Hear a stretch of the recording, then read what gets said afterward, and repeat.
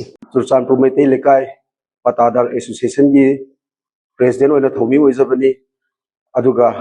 खुमजाम मैते लेकाय पतादार association अनीसना पुल्लगा October के तांग कुनमरीदा चुरचानपुर की सोसाइटी रजिस्ट्रेशन ऑफिस तगी थोलखिबा चेरोल अमगी मतुंगिना जोमी इंटीग्रेशन काउंसिल अमा सेम्बा चुरचानपुर मनुंगदा सेम्बा हाइबसी अकोइना ओपोज तोबोइना ngasi press meet hamjabani haribo host tobagi maramdi mizo singna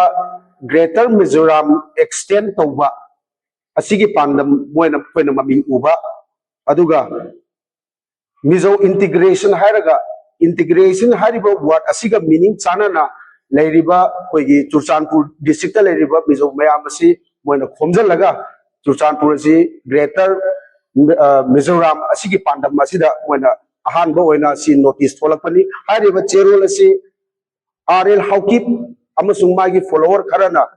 registration office ता चुरचानपुर दा मोना रेजिस्टर तौनबा पिसन खिबा सि अको यानिंगदे इरांग सु यामना कल्लिबनी कोगी मणिपुर से याने सेंसिटिव ओरिबनी अदुना हारिबा एसोसिएशन अथॉरिटी सोसाइटी सेमनबा रेजिस्टर तौनबा सोसाइटी सेमनबा रेजिस्टर तौनबा हाइना चुरचानपुर लेरिबा ऑफिस अदुना मुकोय से खंगद्रब्रा रेजिस्टर तौबा यायना पुंतौ तौरगदी मिटोपना चंगागा मणिपुर दा कोइगी मणिपुर की इंग तप लेजरिबा खुंदारिबा प्रजा मयाम सिबु थुगाइबगी पांडम अमा ओइना कोइना मिनु उजै अदुना मणिपुर दा इरांग सिसु याम कल्ली हाइरिबा इरांग सिना मरक ओरगा मरु ओइना कोइना थमजनिंगबदी इलीगल इमिग्रेशन अथु मतम दा खांदोकबिरो अदुगा मणिपुर एनआरसी अथुब मतम दा इंप्लीमेंट तौबिरो अदुगा आईडीपी ओइना अखोगी लांजेलप मयामना हुजि रिलीफ कैम्प दा वान लेरिबा असिगी हक्तक सिदा कनागुंबा साइड अमदगी चंगागा मिजो कोबा कांगबु सिना चंगागा मणिपुर सिदा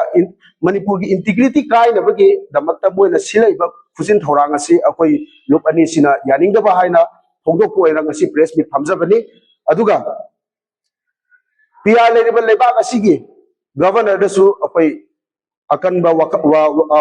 वारोल दि थमनिंगी करिगिनो हारगा मिटोप अमना चंगागा एकता सोसाइटी बु पुंसेम सेमबा याब्रा अदुगा रजिस्टर ऑफिस चुरचानपुर सिसु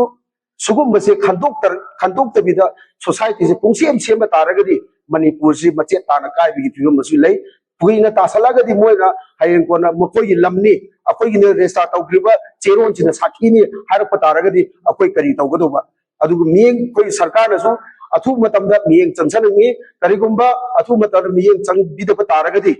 तुंगदा लाकपा अपापा तकुदिमक सरकार ना दायित्व पुगिगनी हायना अखोइना सोसाइटी अनी की मरीदिगी पन थमजगे।